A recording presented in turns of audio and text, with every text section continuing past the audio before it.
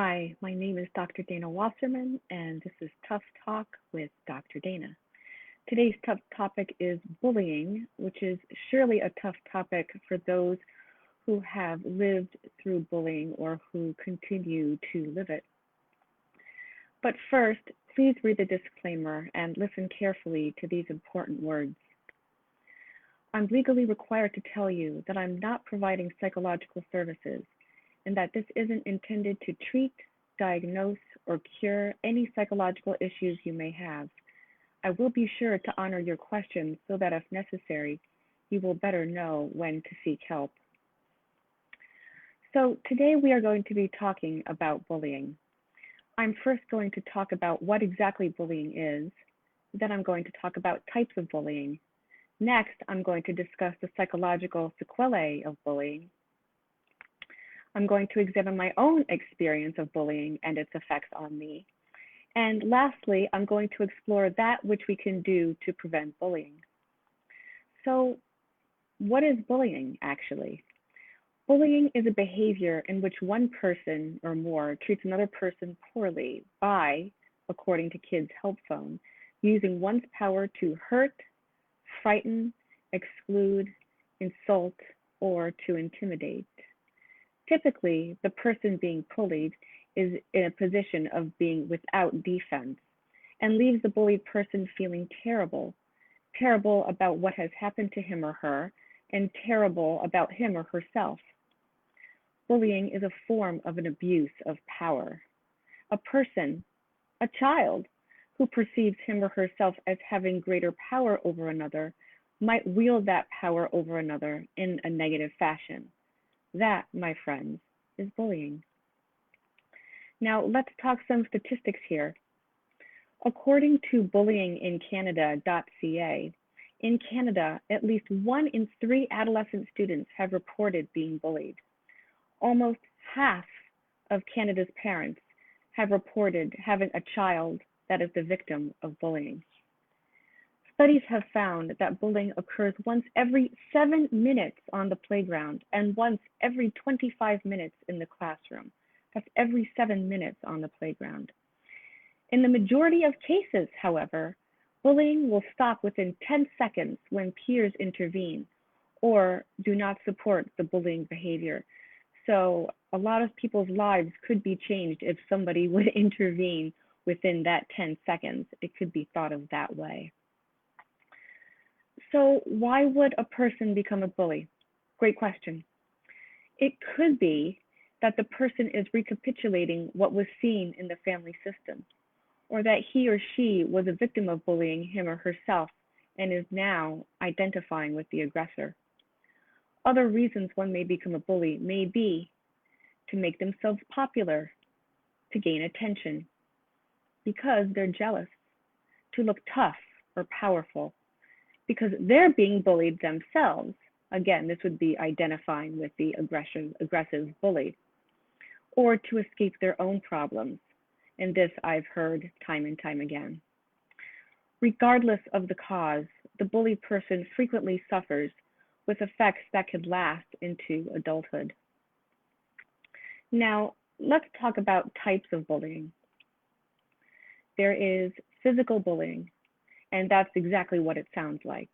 This involves harassing someone by hitting, shoving, tripping, kicking, or pushing, or even threatening to do so.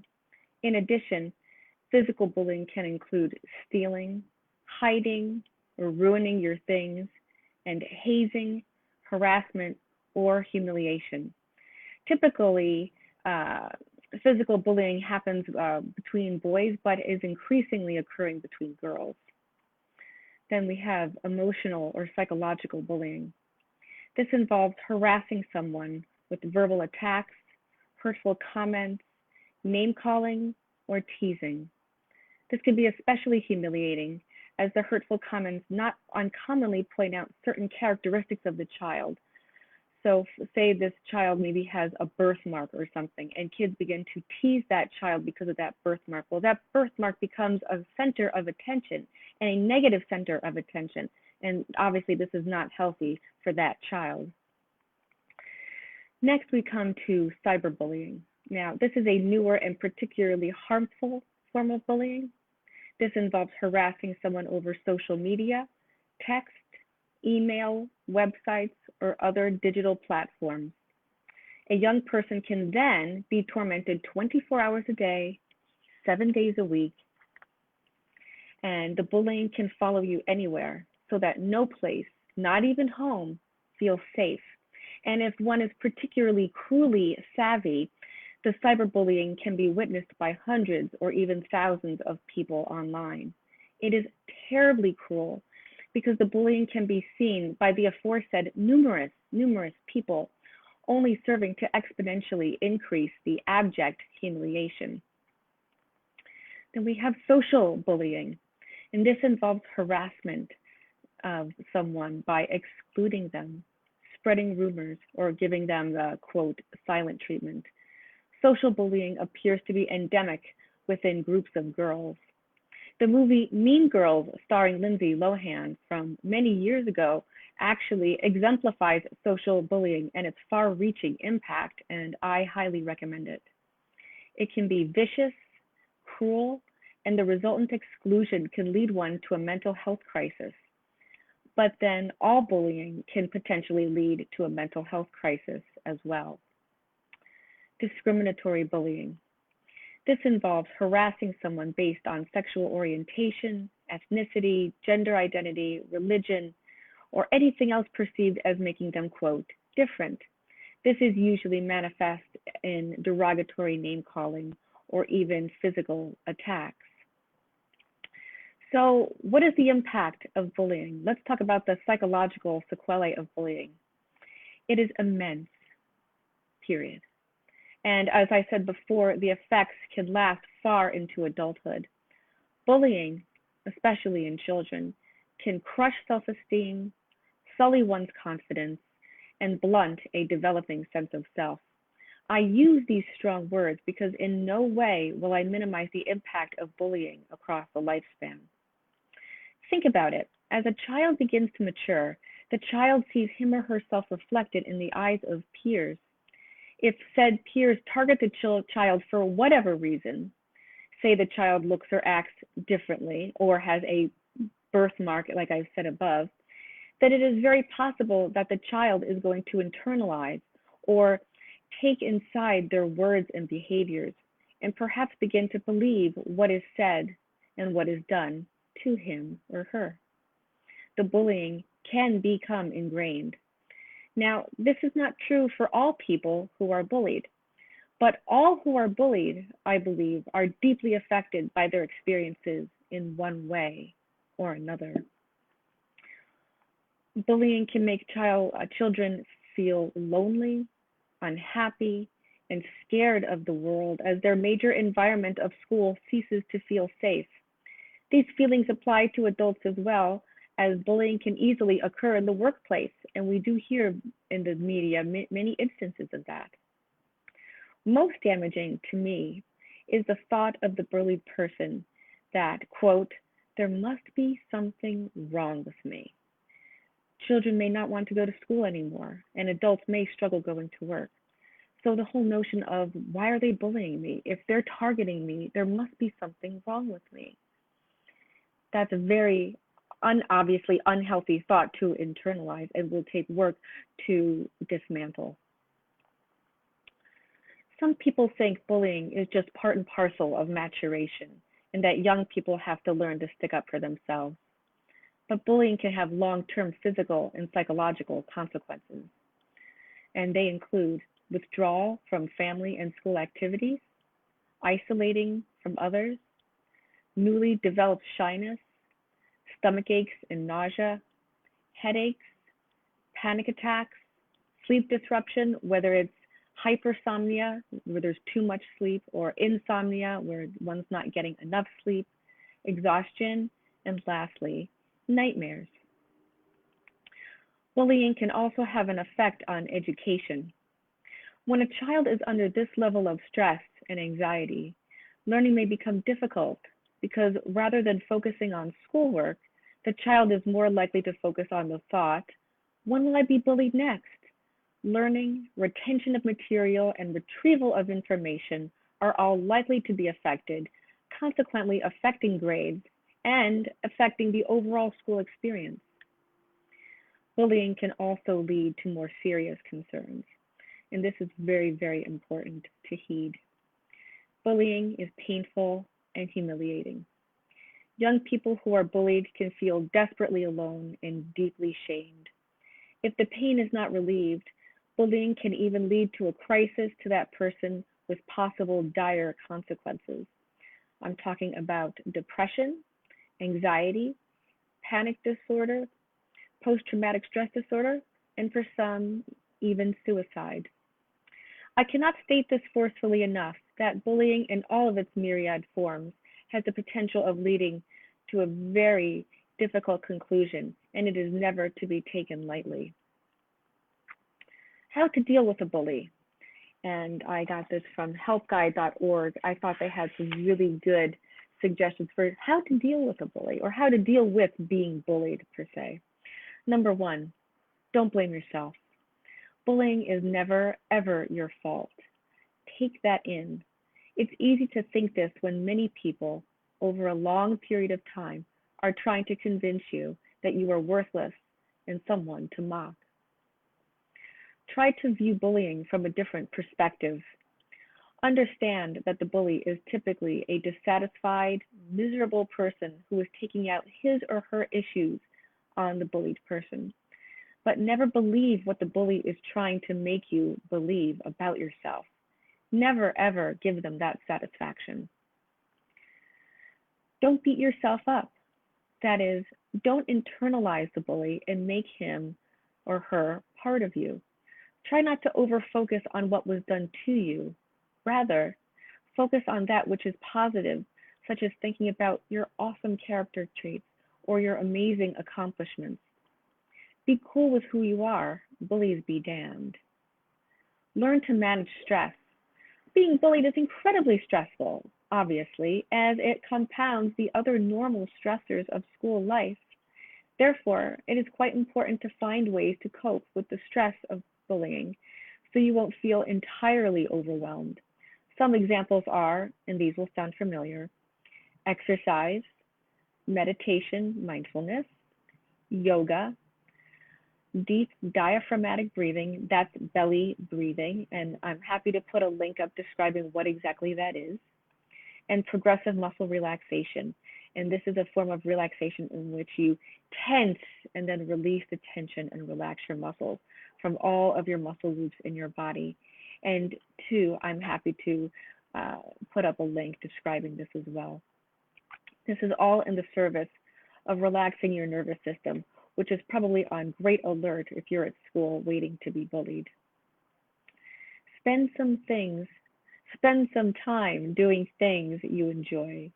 Exactly what this says. You will be better able to cope with the brutishness of bullying because the bullying will ideally take a back seat to that which brings you pleasure, whether it be hanging with healthy friends or more solitary pursuits like bike riding or even painting, drawing, or some kind of artistic activity. So I thought it might be helpful to share my experience with bullying.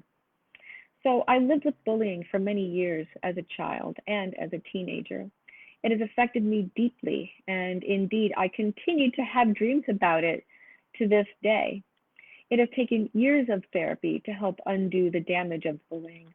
And if I think hard enough about it, I can be immediately transported back to being 12 years old and being teased, mocked, and made fun of on a daily basis.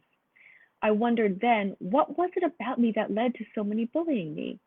Then I realized it didn't matter about my physical characteristics, maybe my lack of social graces or my definite woeful athleticism, etc. What did it matter? The fact is, kids ganged up, they fed off one another, and singled me out as the one to pick on frequently. I was one of those young people who quickly internalized those thoughts and made them part of the cognitive cacophony that made up my own developing mind. You know, the sad part was that I only wanted to be liked or I just really wanted to be treated nicely and well. This particular year of bullying tended to recapitulate itself throughout high school and even college. I would make friends, then I'd lose friends, frequently as a result of my own self sabotage. I tried also too hard to make friends, which in turn turned people away.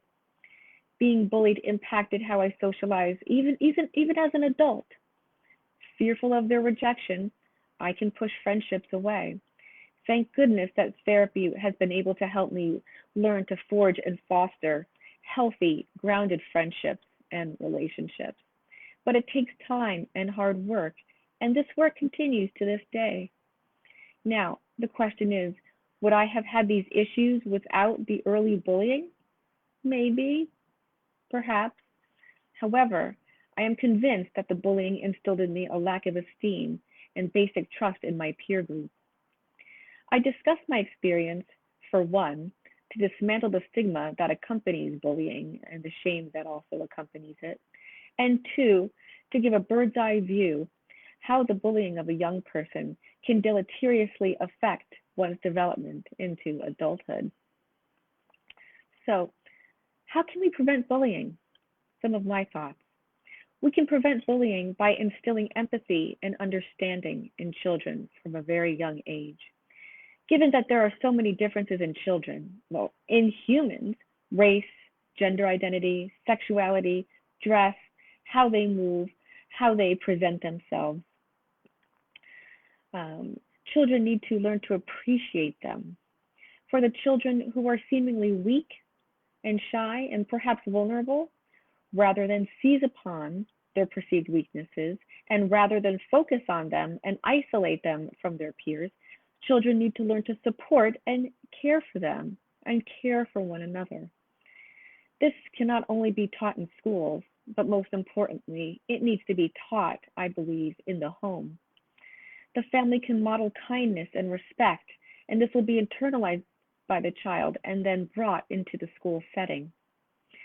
Teach young people to speak to a trusted adult, such as a teacher, school counselor, or parent when bullying is occurring. That, I think, is the safest way to cope with that. Keep talking and checking in with your child, and most importantly, listen. Listen to your child. Listen to what your child's telling you. Also, keep communication lines open because for some, being bullied is a source of great shame because, as I have stated above, that a message that can become inculcated is that there is something wrong with me. But I want you all to remember this: there is nothing wrong with you. And that concludes my talk on bullying today. Let's see if we have any questions. Let's see. Okay. Let's see. Okay. Do you think bullying has improved because of increased education about mental health in schools? I do think it has improved. I know that when my children were in school, they actually had modules um, about bullying and talk about that. But to tell you the truth, it seemed that bullying still would go on, particularly because I have girls. I would see social bullying, and that still continues to be endemic. But I think the more education we have about mental health, the more education we have about the impact of bullying, the better. And I think this should decrease the numbers of the statistics that I just read to you. Okay. What is the best way to handle a bully? How do you get them to stop? Example, if your child is being bullied, what can their teacher at school do? Well, I would say for the child who's being bullied, I've always seen that a little humor um, can always dismantle sort of the intensity of it. But that's really hard to do in the face of it. I would always say to simply turn around and go find an adult to talk to, because no matter how a child confronts a bully, that bully could always turn it around and make it as a reason to taunt or mock or tease somebody. Um, I think for the teacher, I think it's really important never to publicly discuss the bullying in front of the other children, I believe that the teacher should separate the children and get each child's own story about what happened and deal with it that way. But that most importantly, I think the teacher has to take it very seriously what is happening, because bullying is what I see is damage to that child in real time at school. And it pains me to think that children continue to be bullied to this day.